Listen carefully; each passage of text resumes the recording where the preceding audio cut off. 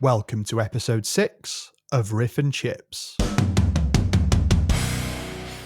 I'm your host Phil Vernon, and today our guest is David Duxbury, vocalist of northern post-metal powerhouses 100-Year-Old Man.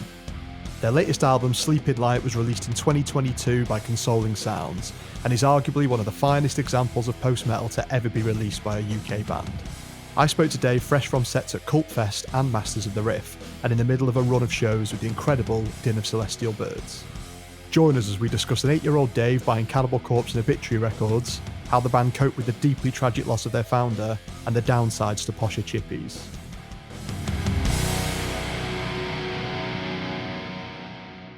Dave, welcome to Riff and Chips. Hey, how you doing? I'm good, man. I'm good. I just want to start off by saying massive thank you for the ridiculous job you did filling on vocals for us a few weeks back for the Hidden Mothers tour. For those that don't know, Dave stepped in at 24 hours notice when it became clear that Ed wasn't going to make the tour due to illness, and he basically absolutely smashed it. So how was that whole experience for you?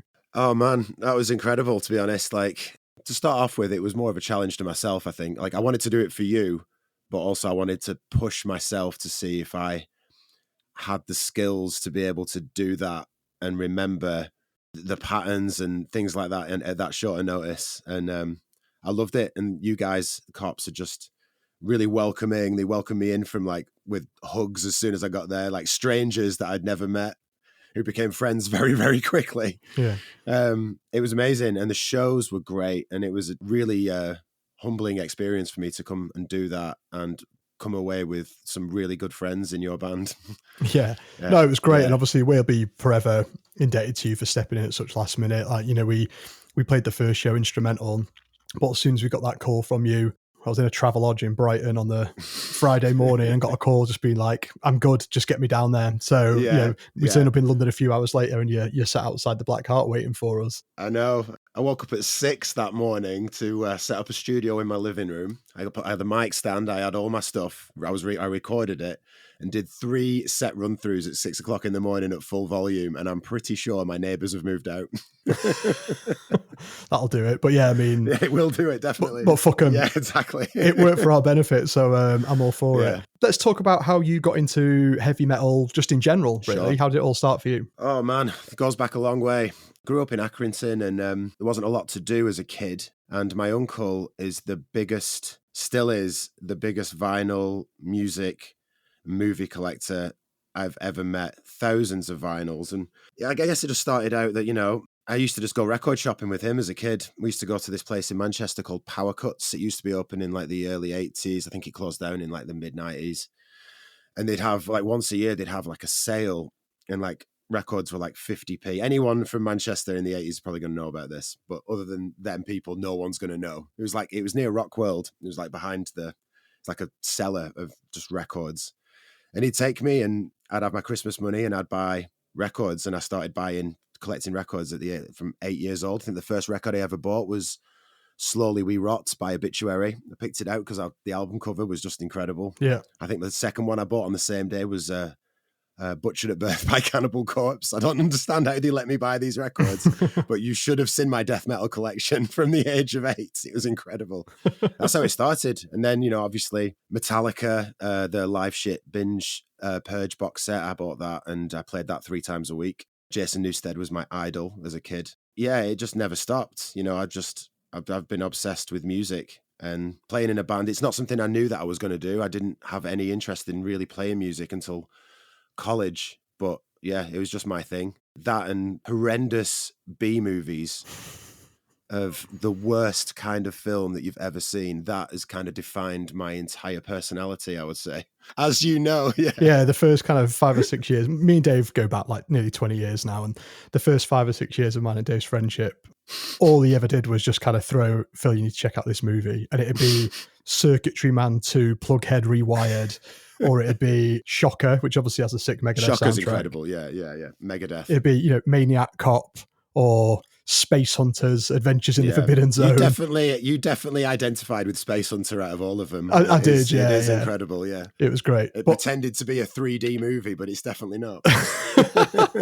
So you talked about Obituary and Cannibal Corpse and your uncle getting you into it there. In regards to the UK metal scene specifically, what were your kind of early memories of kind of UK bands and UK shows? I mean, my sort of show history goes back to new metal, really. When I went to college, it was everybody around me was new metal, and it was all the hits, really, the standard hits. And that kind of opened a door to me just being into, from probably 1998 to 2003 was my peak new metal era. So, I spoke about it with a couple of guys in Cops about, some of my favorite bands, and Tom from 100 Year Old Man said he's going to review this because apparently, like, I'm not allowed to talk about what I like. So sorry, Tom. But like for me, so it's like I went to shows for like obviously Machine Head and bands like that, and Machine Head brought out bands like Il Nino that I was obsessed with, and then I saw like Taproot and just 36 Crazy. And I mean, I'm not even embarrassed to say it. This was my peak musical time. Same. Bands like, I started out. My very first band was a new metal band, so all these things were what I wanted. So I moved really from thrash metal, death metal as a kid to deep, deep new metal. Well, that's just how the industry moved. If you think about the early 90s, say, let's sort of talk about pre-Korn self-titled in 94. Yeah. That came out of fucking nowhere. Because before that, you had 91, 92, you had Black Album, you had, Euthanasia. So you had the thrash bands, if anything, becoming a bit more commercially aware. You had Vulgar Display in 92. Obviously Far Beyond was 94, I think. It was. But, that's what you had. And you had Slayer, and you had the kind of the classic Big Four, and, all the other associated thrash bands. And then, a lot of people don't realize this. Like, obviously at the time I was a bit young to remember it kind of coming out as it was. It was kind of maybe just a few years later, kind of probably around 97, I guess, that I maybe started paying more attention to music like that sort of thing. Yeah. But, it's easy to look back at a record band like Korn now and think, oh, they're a bit of this older band. Absolutely. Like, they literally changed the scene, that record, the whole landscape. Absolutely. I feel there's a bit of a stigma attached to it when I talk about this. And it is funny from a certain point of view, but from my point of view, I was only listening to certain bands, and it was Anthrax, Metallica, Testament, Megadeth. And I got given the Korn self-titled and Adrenaline, roughly, someone, because I wouldn't listen to it. They were like, I just couldn't get into it. And I would put them on once a week. I'd go through it, and it just wouldn't click. And then one day it did. And from that moment it clicked, I wanted to be in a band. And that I can trace it back to probably even the day, like 18 years old, 17 years old, of just, this is what I want to do. I don't know what I'm going to play. I don't know what I'm going to do with it, but like there's something I just connected with me more than anything else. And then that's why new metal, obviously from there, it took off, and I took off with it. Yeah. I know one band, I'm going to bring them up, but one band that we talk about a lot when we're together that we both had a lot of love for, and we're not going to be the only ones. I'm sure a lot of people that are listening will have enjoyed them as well, but 1 Minute Silence.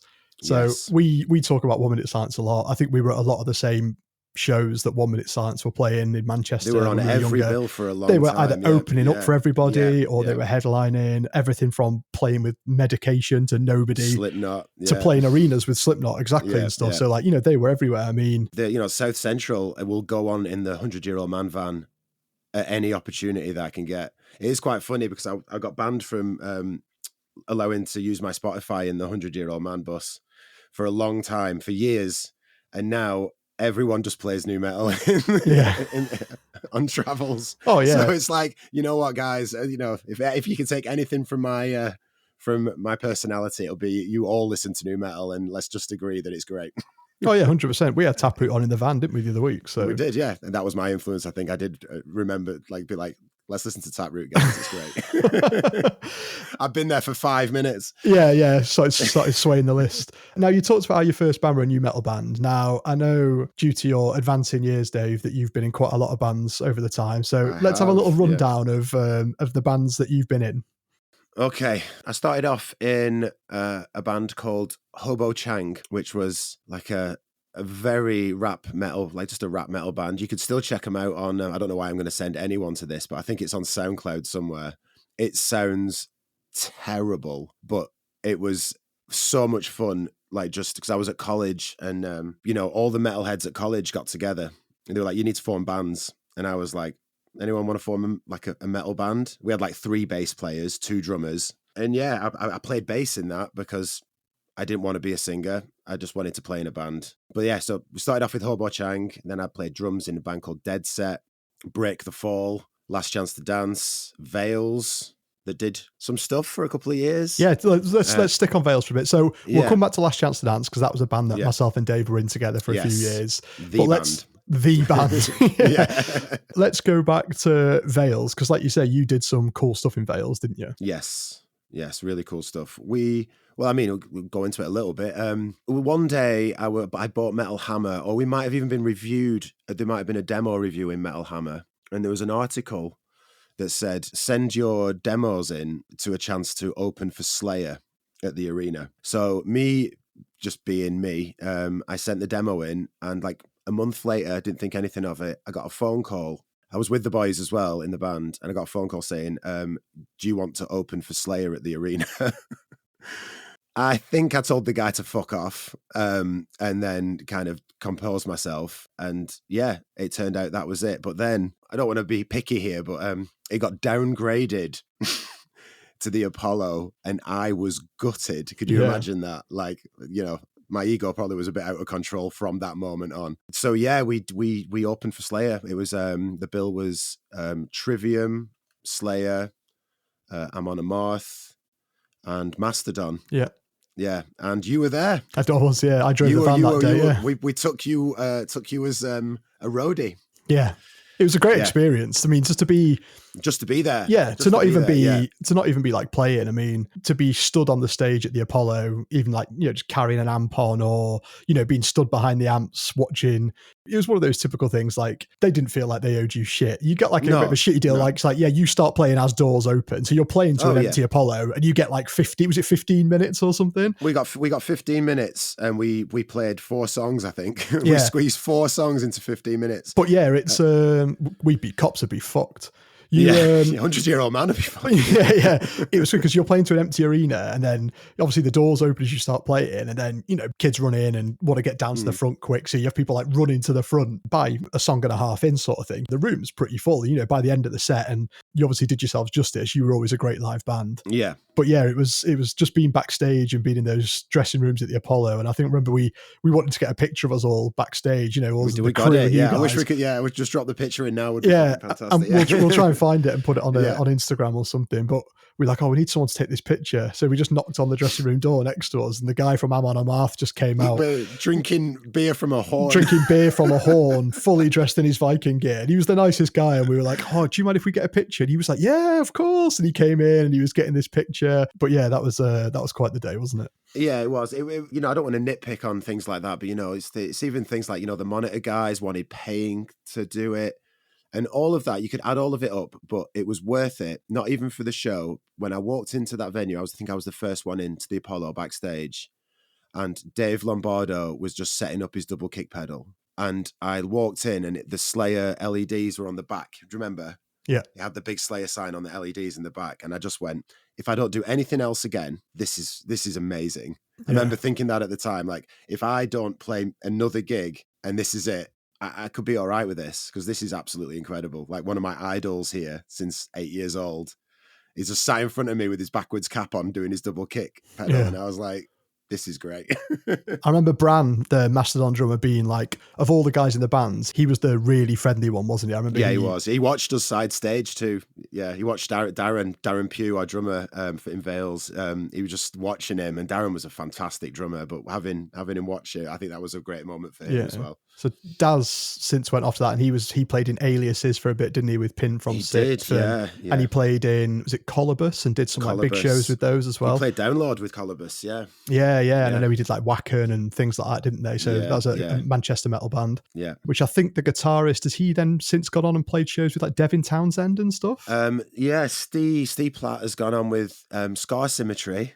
And definitely played on Devin Townsend's, I don't know if it was the last UK tour or the one before. It's the one where he headlined Bloodstock, wasn't it? He played Bloodstock. Yeah. And he plays, I have a little side project, thrash band called Ghostkeeper, a little plug there as well, just on top of this one.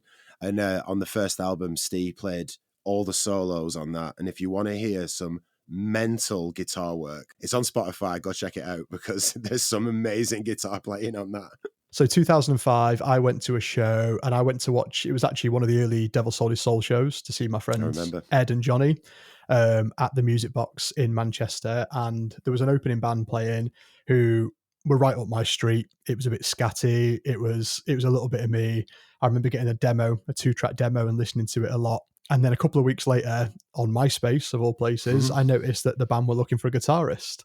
So I was like, I can kind of play guitar. I'm into this band. I'm going to get in touch with them.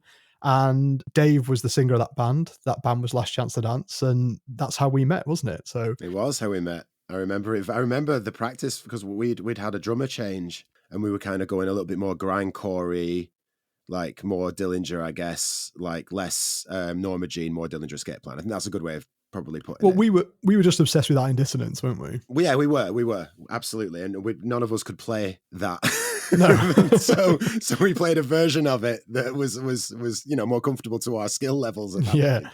But yeah, we were obsessed with that in Dissonance. But I would say, yeah, we tried to be Norma Jean with the first lineup, and then Phil and Lee Holden, one of my old friends, we were in a band called Crowbar Smile together. That's a whole thing.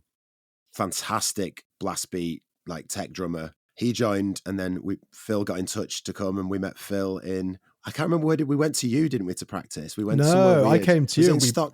No, it wasn't Stockport. It was one of those classic, it'll be a really fancy place now because it's in Ancoats. Yeah. It was one of the classic Ancoats practice rooms. Was it? It wasn't Beehive Mills. It was somewhere where I remember it was pitch black. Yeah. And all the corridors were pitch black and you were going up the stairs. I'm not entirely convinced it wasn't the building that Vales and All We Have shared a room with. Maybe, potentially, yeah. But a few years earlier. But I remember carrying all the gear up and it was fucking dark and we were tripping up and there was holes in the floor. Yeah. We were like, what? I think it was just me, you. Was it just me, you, Mike, and Lee? Yeah, potentially. It was 4 of us, wasn't it? Potentially, yeah. Yeah. I remember meeting you. I got on with you so well the first day. I remember getting in the car with the guys and was like, that's our guy. I love him. It's our guy straight away. Mike was like, okay, cool. I was like, I want him. He's great. We had a great couple of years. We played some fun shows, didn't we? We did. It was serious, but it was never really stressful. Like we just played when people asked us to play. We didn't search things out. No. We had no expectations. All the bands that we've had since then have been serious, but that was a lot of fun at the time. It was just a fun band, and we were doing that. Like you say, we didn't give a shit. Nowadays, we're later. We've probably got further on in our careers. We're a bit older. We get offered a show in fucking Lincoln on a Thursday night. Now we're like, nah, I can't make that work. You can't. Yeah. So it was during our time in Last Chance to Dance where we met the band The Final Sigh, who were a band that were on Anti-Culture back in the day, if anyone can remember the Anti-Culture record label. Yes. And the guitarists in The Final Sigh were Tom and Owen, who went on to form 100 Year Old Man. So obviously 100 Year Old Man started with a different lineup. You came in a bit later via your friendship with Tom and Owen. So how did that all come about? So 100 Year Old Man were doing... I think they'd just done a tour of Europe. They'd done quite a few dates, and things were going quite well. But I think stresses in the band back then were a little bit, as it always happens. Sometimes people just want like a break, or they want to do something else. And I remember just getting me and Owen always wanted to work together, and he did get me to do a bit of vocals on Breaching for one of the songs, Ascension off the Breaching album. I did some work on that. So it kind of opened the door a little bit to doing some stuff. But he always was like, the timing was never right to work with him. Also they were in Leeds, I was in Manchester. But I just got a Facebook message. He was like, I think it's time. Do you want to come and do some work? I'll be honest, at the time, I wanted to be a session vocalist. I wanted to do it since I kind of Last Chance to Dance, really. Yeah. Because Last Chance to Dance was my heart. I loved it. And I loved all the guys. And if we couldn't do that anymore, I was like, I could just session and I could help bands out. Basically, why I jumped in for the Cops thing, that was how I saw my sort of thing going. So I said to Owen, I'll do bits. So I did a show for them in Bradford. The singer couldn't do it. But then the time came and it was like, I guess I started coming over to practice. I never left. Yeah, you're in by that point, aren't you? Yeah, I started writing and, I started doing stuff. And, I think we worked it out that I've probably been in 100 Year Old Man between 5 and 6 years now, which, is probably the longest I've been in a band, which is great for me because of the stability, but also, being in a band that long, you go through stuff. So it brings a lot of, So, being in 100 Year Old Man has definitely had its ups and downs over the years. Yeah. I mean, talking about obviously ups and downs with the band and going through stuff, I'm sure some of our listeners will know this, but Owen tragically passed away in 2021. Now, obviously, this hit you all incredibly hard as a band, as it did the wider Yeah. scene. I've known Owen for 15 years. It hit me like a truck as well. You all went away, you took stock, and you decided to continue kind of as a celebration of Yeah. Owen and his music, really. So how have those past couple of years been? Obviously, when it happened, we weren't sure on if the band could go. Yeah. Basically, Owen was the leader of 100-Year-Old Man. Like, if like, this is going to sound maybe a little bit weird, but we were all there for him. Yeah. Like we turned up every day, or all the practices, all the work, because he lived it. He absolutely, like, out of anyone I've met in my life, he lived the musician life. Like, it was every part of him. So, we all worked for him. So when that wasn't there anymore, my personality is to work through. Yeah. So, like, I could have gone to practice the week after. Do you know what I mean? It's a weird thing to say, but like, Yeah. don't know how you deal with grief or something like that until it happens. So I was just like, let's crack on. We got to crack on. Like, what we're doing, like, because I can't sit there and think about it. I get that. Yeah. Yeah, absolutely. I think we're very similar in them terms. It took a while. The guys were very patient with me because I think I pissed a lot of the guys off in 100-Year-Old Man with my, we got to go. The guys were very patient with me because I wasn't probably patient with them, if that makes any sense. Yeah. But yeah, it took a while. We got in the room. We started playing the songs. I think, music, it's going to sound so cliche, but music brought us through it. Yeah. Playing songs that we wrote that seemed to be about death and grief that we wrote with Owen, playing them songs after it happened, like the symbiotic way it worked is that these were healing songs that we'd wrote with him about him. Because it's hard to explain. Yeah. Was the record title of Sleeping Light, was that chosen before Owen passed, or was that kind of chosen? So it was already, the record was already crazy. titled that. I was never sure if it was, I don't think we've really spoke about it, but I was never sure if, because it sounds like a very, Sleeping Light. It's like a goodbye, isn't it? It's like very, a goodbye. Very much so. Yeah. Sleeping Light was, Owen titled it. We were looking for song titles, and he loved. Tom will probably correct me on this, and if he does, he can do the comments on the link or whatever.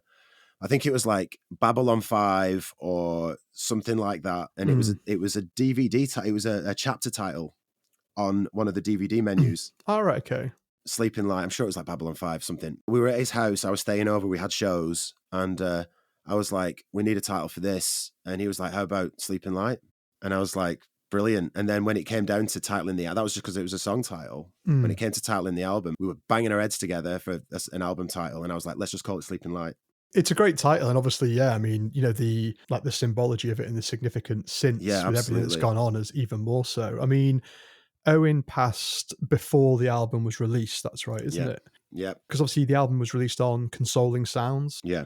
I'm sure a lot of people know, but they're a label from Belgium. They've done things with like Amen Ra in past, Gnaw Their Tongues, stuff like that. Really heavy, post-metal-y, doomy, sludgy. It was the perfect label to release Sleeping Light on. Yeah. So that's how we thought. And like, Owen had done so much work organizing that with the guys at Consoling that it was like, we had to finish, we had a tour booked. That's probably a bit of a stretch. We had a part of a tour book that Tom finished booking, which was during everything that was going on, him finishing like that tour to book it, all the work that goes in. I don't know if anyone's booked a European tour before, but we're talking eons of emails and back and forth. So Tom booked that tour, and when we got together, we said, what we're going to do. And it turned out that we just said, let's finish the cycle, which was release the album on Consoling, do a tour, reset. Yeah. Can we do it? If we do this and it works, maybe there's a future. If it doesn't, there's no harm in walking away because of what happened. Yeah. And we got back off that tour, and we all just had a hunger to make the band better. And since, there's been a few moments over the last like 18 months where we've just reset, and somehow it's just gotten better and better, and we've gotten better, not even necessarily individually as musicians, as a band. Do you know what I mean? We brought another name drop of a Manchester band. Just want to give him a shout out here.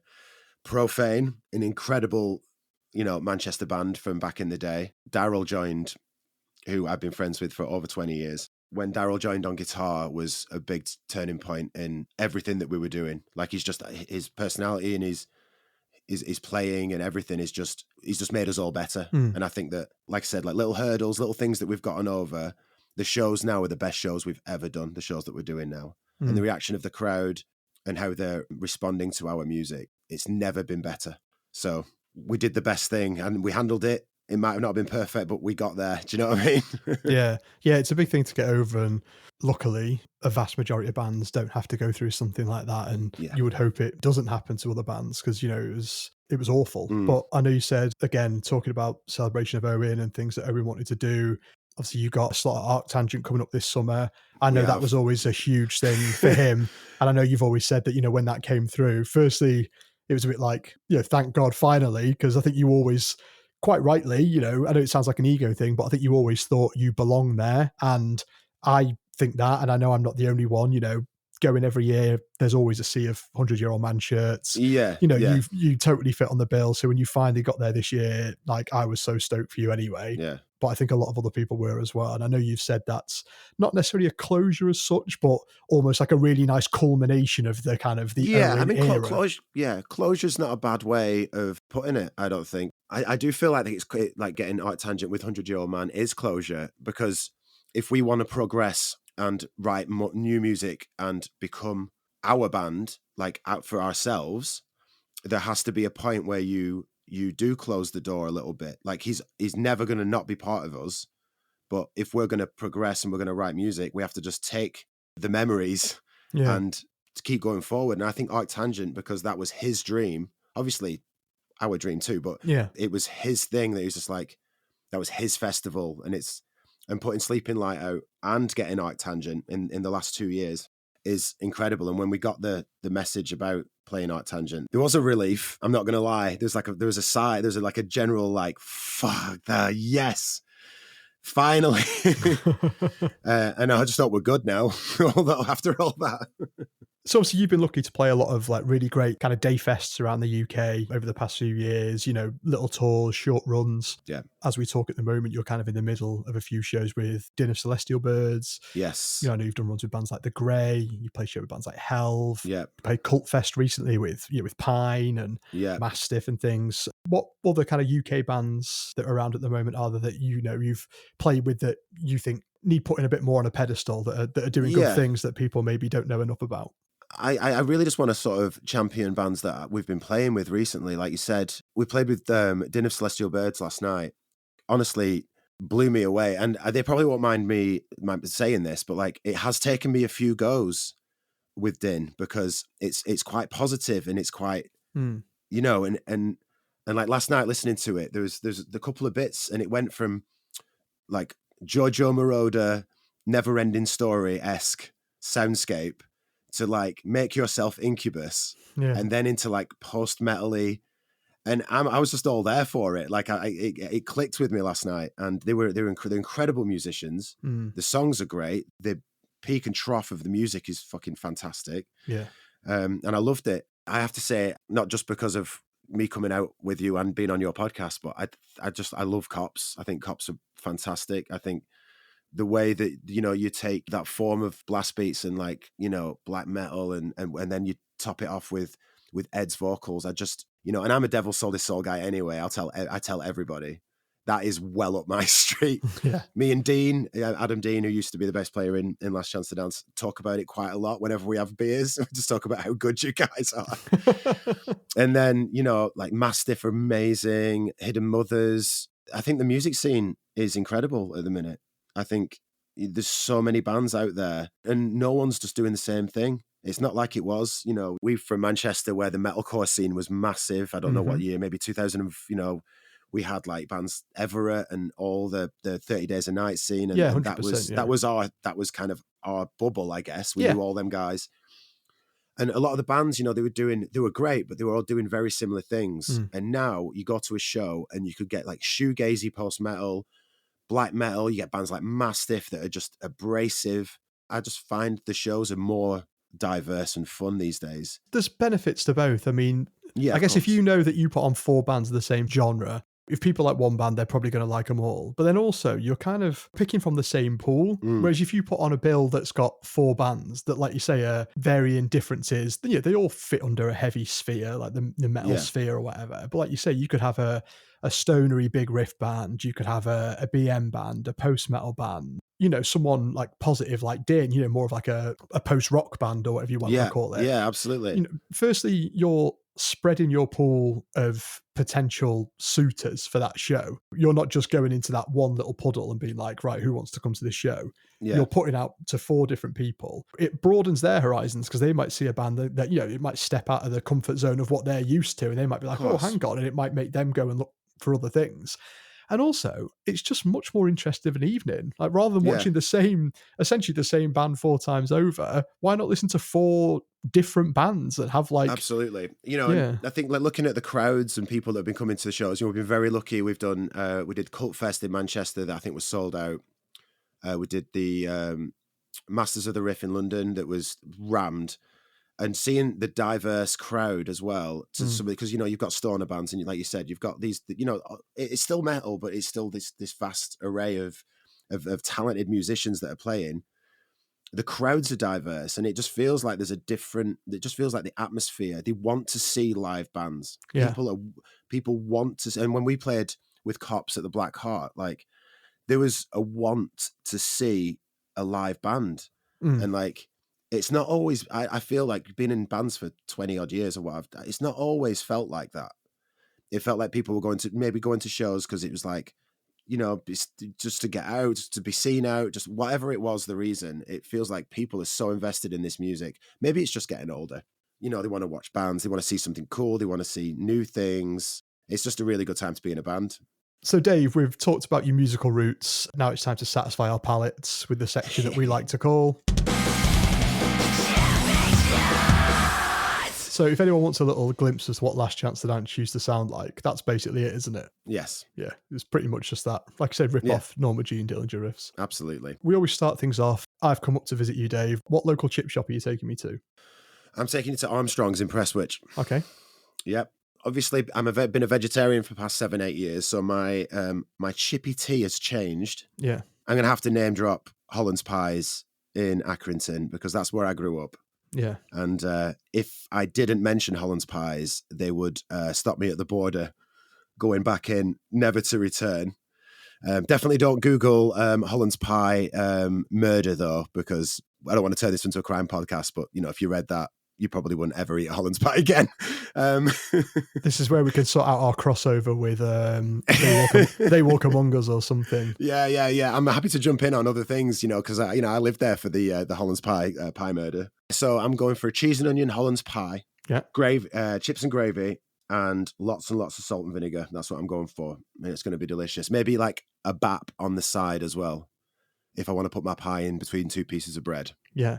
Right, let's break that down into bits. So we're going to Armstrong's in Prestwich. Mm-hmm. What's Armstrong's like as a chippy? Chips in a box or chips in do they wrap the chips? No, it's chips in a box, unfortunately. They should be Yeah. wrapping them chips, but you can't have everything. Is it kind of like a more new school chippy or is it like an old school one? No, it's really old school. It's quite a famous chippy, Armstrong's. It's on the main road into Manchester. It's been there for a long time. I feel like I know which one it is. Like on a corner. Yep. Like if you're coming out of Manchester, it's on Blue the right-hand sign. side. Yeah, blue sign on the corner. Yeah, You can't miss it. I have been there. Yeah. No, that is a decent chippy. Yeah, It is a decent chippy, yeah. It's always busy. Sometimes you can't even get in. It's that busy. But yeah. Yeah, that's a good That's sign, that's where I'm taking you. So chips-wise, what sort of size portion are you getting? You're getting big portions there. Yeah. Massive portions, yeah. They don't do the small and large, you just get one. Oh, so they only have one size. You can't pick. Yeah. You're getting a lot of chips. Oh, that's interesting. Yeah. Oh, that's a new thing. So I mean, I guess they know best. Yeah, they do. And you're getting a cheese and onion Holland's pie. You say specifically, yeah. And did you has to say be Holland's? Loads of salt and vinegar? Yep, loads of salt and vinegar. Do you specify that when you ordered, or when they say salt and vinegar, do you say yes, please, or do you say, can I have? No, we get as much on. You ask for loads of it when you're there, because what's the point? You don't want to be messing around. Yeah, you get loads of salt and vinegar. So you'll always specify that you want a lot. Absolutely. Yeah, I think it would be crazy if you didn't. You got to have the whole thing ready. And you're getting gravy with that, yeah? I'm getting gravy. Yeah. So as a vegetarian, is there ever any worry that the gravy isn't vegetarian? That's why Armstrong's is incredible, because they specify. Right, okay. So they have a separate meat and veggie gravy.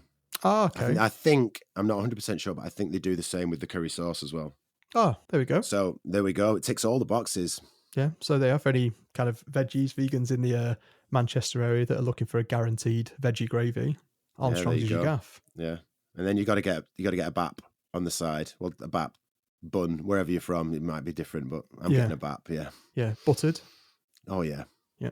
And you say you mainly put the pie on that, or a few chips as well? Or? It depends if the gravy spills into the pie and ruins the structural integrity of the pie. If the pie is gravyless, that might go in a bap. Yeah. It all depends. Yeah. That sounds beautiful. What tin of pop do you get with that? A Diet Coke. I'm not. Yeah. Nothing I don't fancy. go crazy or anything. Nothing fancy. I'm not like you with your pops. What's the selection like down there? Oh, it's basic. Yeah. Just high street staples. Yeah. You're not getting anything wild. Yeah. It's just like Diet Cokes and Fantas, I think. Maybe a 7-Up if you're lucky. No, like Dandelion and Burdock or anything like that? No, I don't think so. But there is a really good shop further down the road where you can get some extra special pops. They must serve Vimto though. It's a Manchester chippy. They must serve Vimto. I haven't actually had a look at the pop selection in a while, because I normally have a fridge full of Diet Coke. So next time I'm in, I'll come back on and I'll have I'll have a rundown of all the pops. I guess if you're having a pie, because sometimes you have to wait for a pie to be warmed up, do you ever order anything to eat while you wait, if you've got to wait for something? So I don't think they do this anymore, but I'm going to take you back to like the 80s in Accrington. And I don't know if they did it in Cheshire. I think it might just be a Lancashire thing. But we used to get these things called dabs. I don't know if you've heard of them. It's just like flat fried potato. Oh, yeah. So, So I think some places call them fritters, some places call them scallops. Yeah. So, yeah, they used to be 20p and I'd buy like lots of them. Because that was them with salt and vinegar on were incredible. Yeah, but yeah, they got different names, but they were dabs in Accrington. Yeah, that's the exact sort of perfect thing that you'd order. Absolutely, like I say, a little scallop fritter, whatever you want to call it, something like that. Yeah, scallop. Yeah. I think in Wigan, do they call them like smacks or something in Wigan, something like that? They call everything something weird in Wigan. You have to ask Darren Pugh on that one. He's our resident Wiganer. You're talking about Accrington there. Lancashire's one of the counties that's, in my eyes, quite high on the chippy league table in terms of quality. Absolutely. So there's some good chippies growing up in Accrington. Yeah, Plantation Street chippy. That was the one. That was Is it still there? One. I think it is still there. I think it's under a different name, but it's still there. That was 5-minute walk from the house. Mum used to send us over there on a Friday night with a tenner and come back with more fish and chips than you can shake a stick at. A tenner, yeah. You'd be lucky to get a portion now, wouldn't you? Yeah, exactly, yeah. There is a chippy in Prestwich that I think it's £18 for fish and chips. I'm not going to name drop them. You'll probably be able to find it if you wanted to have a look. But it's just Google £18. Yeah, just Google 1-star chippies in Prestwich and you'll see people complaining about the price. That's just insane money. That's incredible. Yeah, we have a couple in Bristol around here, like posh ones. So there's one, I don't mind name dropping, I don't give a shit. So it's owned by the Michelin star chef Josh Eggleton. So it tries to do normal fish and chips. And don't get me wrong, it's all right, it's decent, but because of its, where it's come from, its birth and its owner, it's obviously trying to be a bit fancy. It's called Salt and Malt. They've got two. They've got one by the harbour side in Bristol, and they've got one out in Chew Magna Lake. Okay. And don't get me wrong, like it's all right. It's nowhere near as good as. Is it still on paper though? Is it in a fancy box? Do you it's in a box, but I mean a lot of classic, classic kind of residential street corner chippies will serve stuff in a box nowadays, but. There's just something about, I don't know whether it's like they try and use like whether it's cleaner oil or fancier batter or something for the chips. It's just never quite the same as one of those more traditional, proper, end of a terrace street, kind of working class chip shop. But I think you have that difference where, like I say, you go to one of those posher chippies and like you say, you're looking at, best part of £20 for a fish and chips. And it's like, there's got to be a ceiling somewhere that once you get beyond a certain price, it's, I'm all for like sustainably, line caught cod, sustainably caught fish. I'm a big supporter of that and doing things in the right way. But I think the more local chippies follow that sort of process now as well. Yeah. So it's like the classic thing, isn't it? Like you'll go to Wetherspoons and pay £3 for a pint of Stella or whatever, and then you'll go to a pub around the corner and they might be charging you $6.50. It's like, absolutely. It's still a barrel of Stella, it's just it's like where you're drinking it. Like there's got to be a kind of cap. There has to be. And if you're out there and you're spending £18 on a chippy, and you're just taking it home to eat. I just don't see why you'd pay that money for something that you're going to just take home when you could go and support maybe a local business and get yourself a £10 chippy tea that's going to be fantastic. Anyway, that's probably another podcast. We'll just whinge about the cost of living. Yeah, another bonus episode. Yeah, absolutely. I'm all up for these bonus episodes, by the way. Right, so it's come to the part in the show now where we give people the opportunity to push anything that's coming up in regards to their bands. So this is the time to...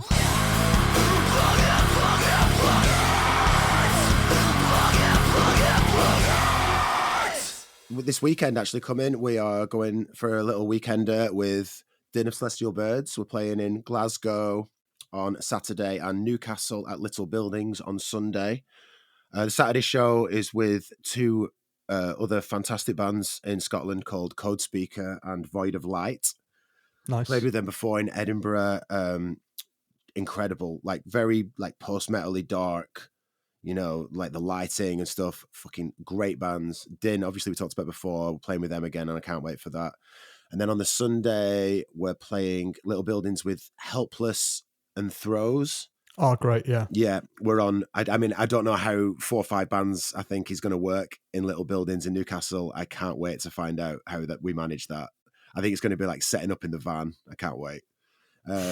Yeah. And then obviously we're Art Tangent in August, but then we're going to kind of limit what we do the rest of the year because Tom and his wife Kate are expecting. They're having a baby Congratulations, soon. Tom and Kate. Congratulations, Tom and Kate. So we're just writing then. We're going to take this time to write. We're kind of in it now, and we are hoping that we're going to put out an album next year. There's definitely going to be half the length of Sleeping Light, which, if you don't know, Sleeping Light was 80 minutes long. Yeah, and we're just going to keep things ticking over. And then 2025, we're going to tour again. And yeah, we're just going to just keep going. If people want to watch us, we're going to keep playing.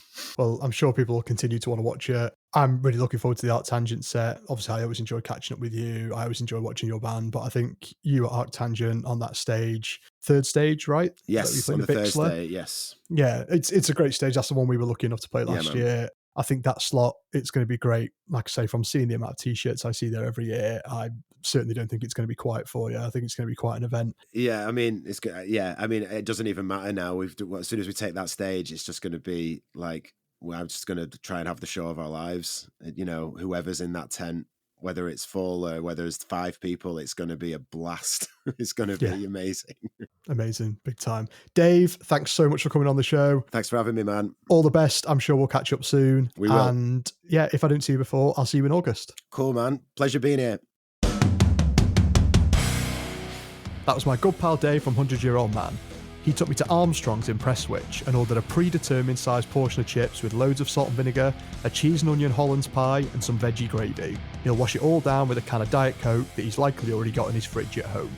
As always, I want to see your chippy teas too, so don't forget to tag us in any pics or let us know your favourite local chippy on socials using @RiffandChips.